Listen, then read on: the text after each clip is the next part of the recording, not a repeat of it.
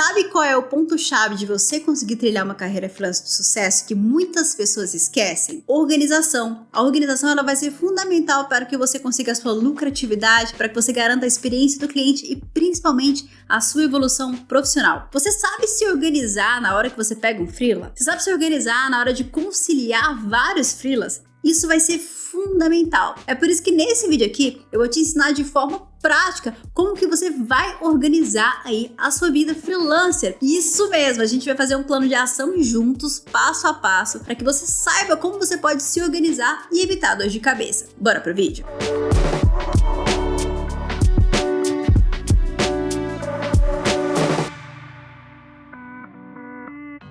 Olá pessoal, bora para mais um vídeo. Eu sou Carol Tequita, seja bem-vindo ao meu canal. Eu sou engenheira de software sênior e trabalho nesse mercado há mais de 12 anos. Trabalhei quase 10 anos como freelancer e tenho a missão de compartilhar conteúdo e ajudar quem tá começando, tá pessoal? Para quem não sabe, esse canal surgiu por conta do freelancer. Então eu conquistei a minha independência financeira como freelancer e resolvi criar aqui o canal para desmistificar algumas coisas que as pessoas achavam sobre carreira freelancer. Eu queria mostrar aqui que é sim possível unir o melhor dos mundos, que é a liberdade freelancer e a estabilidade financeira. Se você é novo aqui no canal, seja bem-vindo, e se esse vídeo te ajudar de alguma forma, a única coisa que eu peço é que você deixe o seu like sincero e se inscreva pra gente se encontrar toda semana. Aliás, no final do vídeo, assim como de costume, eu vou responder um comentário de um inscrito. Então, se você quer ter um comentário respondido em algum vídeo meu, não deixe aqui de comentar nesse vídeo também. Como eu trabalhava como freelancer, uma das maiores dores dos meus clientes era ter contratado um freelancer que atrasava os prazos ou simplesmente sumia. Era o que mais acontecia. Isso acabava me ajudando bastante na hora da captação. Eu consegui ali criar uma imagem de profissionalismo e credibilidade no mercado. Eu já vou avisando que esse vídeo aqui vai ser bem mão na massa, mas antes da gente partir para a prática de fato, eu preciso explicar algumas coisas. O intuito de um freelancer sempre tem que ser a fidelização de um cliente, porque de fato um cliente fidelizado, ele não é só uma demanda recorrente, mas ele é uma propaganda ambulante ali. Confesso para vocês que em determinado momento da minha carreira, 80% da minha demanda era justamente indicação de clientes que já tinham trabalhado comigo. Então praticamente eu não fazia mais captação, era demanda recorrente ali e clientes que eram indicados. Eu acho que esse é o cenário ideal que todo freelancer deve chegar, onde você tem um fluxo inverso, você não vai mais atrás de trabalho, o trabalho vai até você, você consegue até selecionar os projetos que você quer participar. Mas para isso, novamente, você tem que passar uma imagem de credibilidade, profissionalismo e organização. Isso vai ser fundamental, porque no final das contas, tudo é a respeito da experiência do cliente.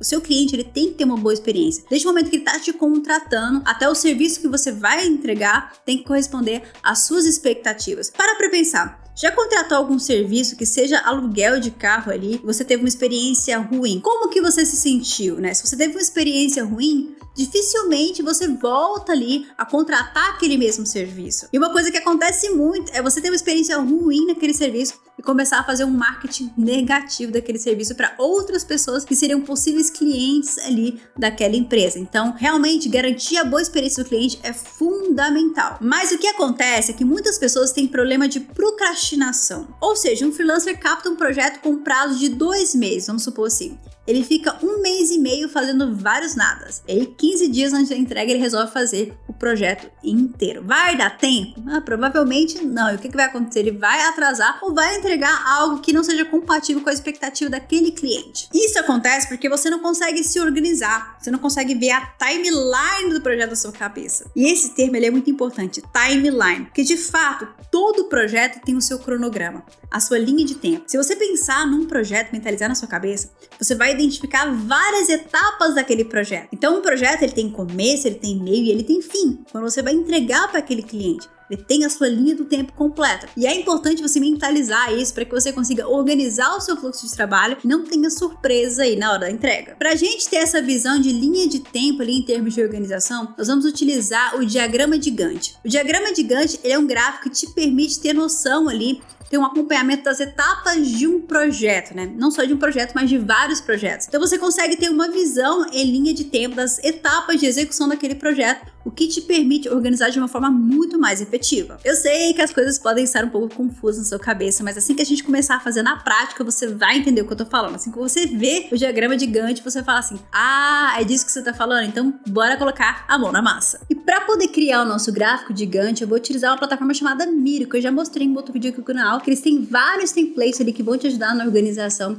Como a gente pode ver aqui, tem templates de planejamento, eu tenho aqui um quadro de Kanban para te ajudar nas suas tarefas, tem um mapa mental ali que eu falei num outro vídeo meu. Então tem vários templates que vão te ajudar em vários sentidos ali, ó. Um wireframe de aplicativo, tem outros de planning ali, de retro, que você pode utilizar no seu time. Ou seja, dá uma olhada aqui, porque tem vários templates que vão te ajudar, que é uma ferramenta muito legal mesmo. Inclusive, você pode criar templates e colaborar para a comunidade ali do Miro. E não é à toa, pessoal, que empresas como Walmart e Cisco utilizam o Miro. É uma ferramenta super poderosa e colaborativa que você pode compartilhar e colaborar com outras pessoas. Ou seja, você poderia compartilhar com o seu cliente aqui o seu diagrama de Gantt ou com outras pessoas que estejam trabalhando no seu projeto para que você possa alinhar isso. Inclusive, você pode contribuir em tempo real, que é sensacional. Eu fiz um vídeo recente aqui do canal falando sobre plano de estudos e a gente montou um plano de estudo passo a passo utilizando um template aqui do Miro, que é um template de planner, né, onde você consegue fazer o seu planejamento mensal. Eu também mostrei o mapa mental para você organizar ali as informações de estudo para que você consiga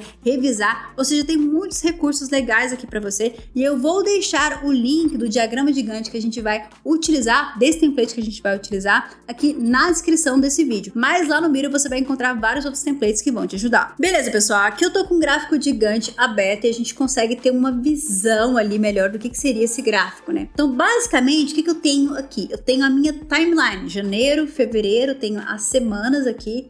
E aqui eu vou dar o zoom para vocês verem melhor.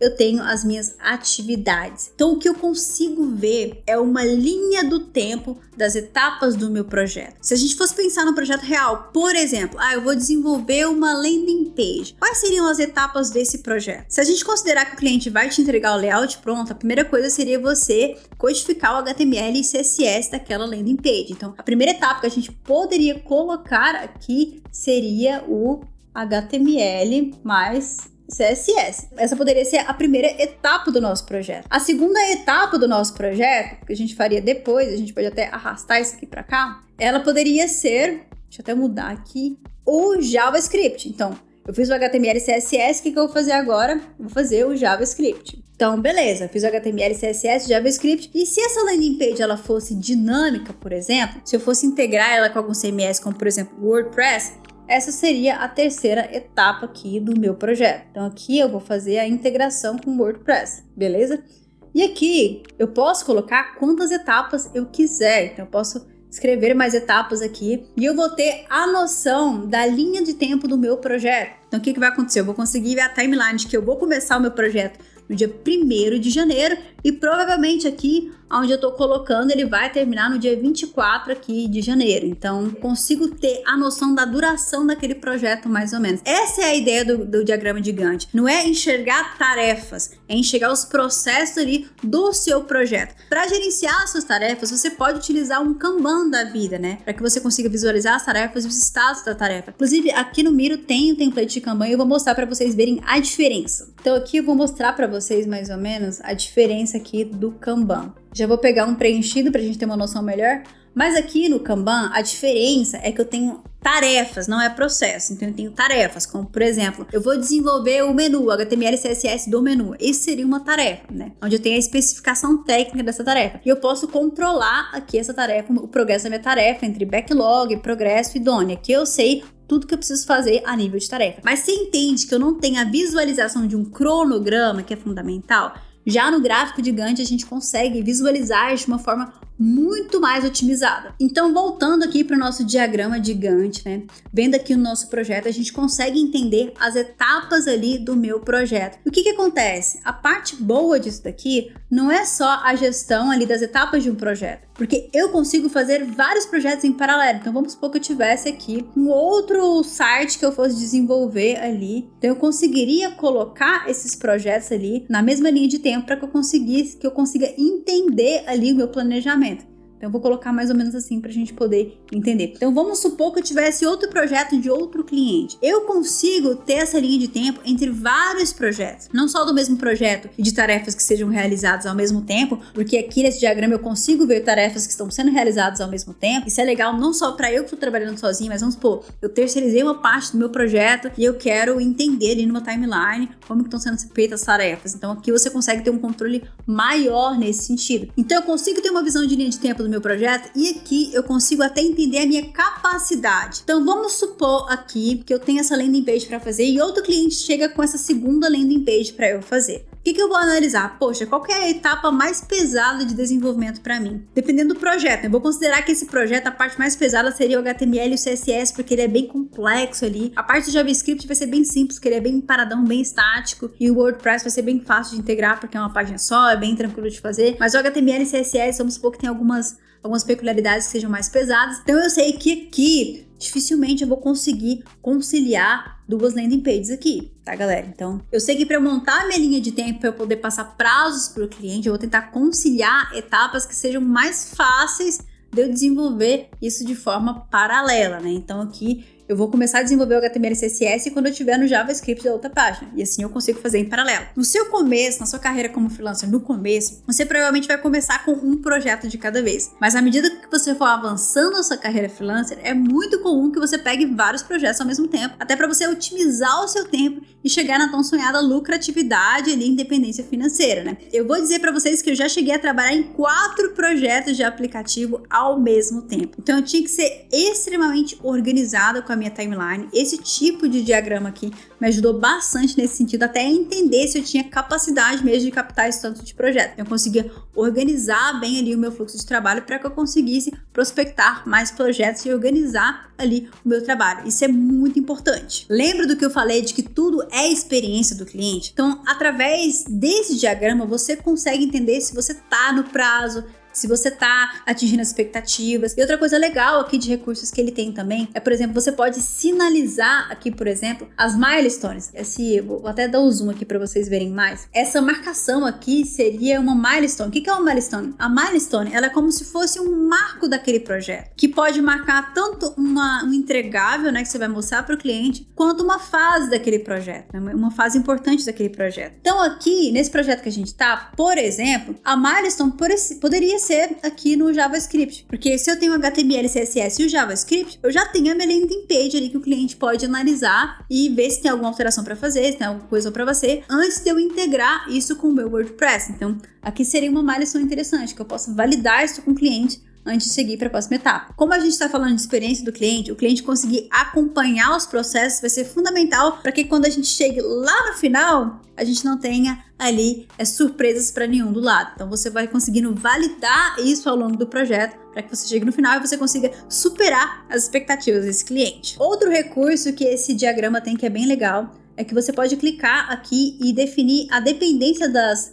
etapas do projeto. Então, por exemplo, o HTML e CSS, ele é dependente aqui, eu preciso terminar para poder fazer, eu também preciso terminar o HTML, CSS e JavaScript para poder começar o WordPress. Nem sempre você vai ter tarefas que são, etapas que são dependentes, né? Mas na maioria das vezes sim, isso é importante você sinalizar, principalmente se você estiver trabalhando com outras pessoas e terceirizando parte do seu projeto. Então aqui, você consegue ter uma visão muito melhor para você se organizar e saber se você vai conseguir entregar esse projeto a tempo. Eu acho muito legal poder mostrar isso na prática para vocês verem o quanto é fantástico trabalhar como freelancer, o quanto você pode se desenvolver como profissional. Dificilmente você vai ter esse tipo de autonomia trabalhando em um projeto ali para uma empresa, principalmente porque nas empresas a gente tem cargos e papéis específicos ali dentro das squads. Então, trabalhando como freelancer, você tem a possibilidade de se desenvolver como profissional de uma forma estrondosa, especialmente a sua organização e a sua autonomia. E conhecer esse tipo de ferramenta vai ser fundamental para que você consiga se organizar e trilhar uma carreira freelancer de sucesso. O que eu posso dizer para vocês é que ter trabalhado 10 anos, quase 10 anos ali como freelancer, me ajudou demais a assumir o papel de tech lead no último emprego que eu tava e principalmente na oportunidade que eu tô hoje trabalhando na Action, na Riot Games, foi fundamental a minha experiência como freelancer, porque isso acaba sendo muito importante para as empresas estrangeiras, né? Você ter autonomia de conseguir gerir o seu tempo, tempo, de conseguir corresponder às expectativas e saber se comunicar. Por isso, ter sido freelancer me ajudou bastante. E eu indico para todo mundo. Eu acho que todo mundo deveria ter essa experiência